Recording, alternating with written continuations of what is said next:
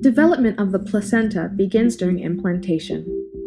When the blastocyst adheres to the endometrial epithelium, trophoblast cells differentiate into an inner cytotrophoblast layer and an outer syncytiotrophoblast layer.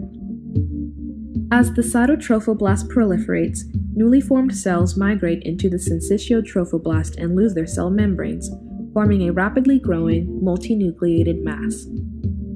The cytotrophoblast secretes proteolytic enzymes, and the syncytiotrophoblast sends out finger-like projections, allowing the blastocyst to embed into the endometrium. Lacunae, or spaces, begin to form within the syncytiotrophoblast. As the syncytiotrophoblast erodes the endometrial blood vessels and glands, the lacunae become filled with maternal blood and glandular secretions.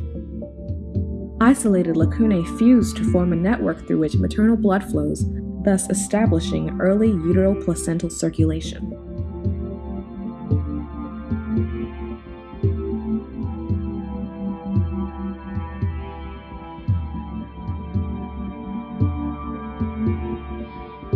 Toward the end of the second week, small projections of the cytotrophoblast begin to expand into the syncytiotrophoblast, forming primary chorionic villi.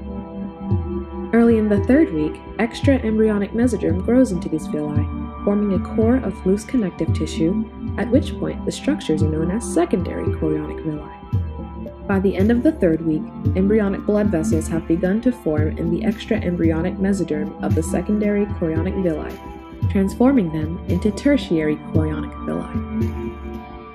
Cytotrophoblast cells from the tertiary villi grow toward the decidua basalis and spread across it to form a cytotrophoblastic shell.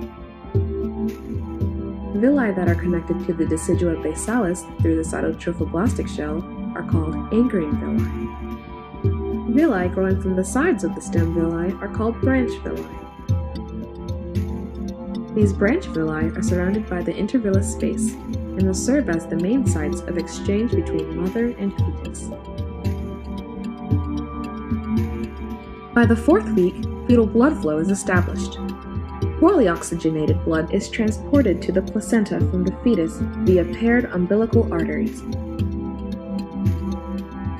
These arteries send branches into the chorionic villi and divide into capillary networks at the terminal ends. Carbon dioxide and waste products are removed from the fetal circulation across the placental membrane to the maternal blood in the intervillous space. Oxygen and nutrients are transported across the placental membrane from the maternal blood to the fetal capillaries. Oxygenated fetal blood travels back through veins, converging to form a single umbilical vein that goes to the fetus. Blood returns to the maternal circulation through endometrial veins, forced out by the pressure of incoming arterial blood.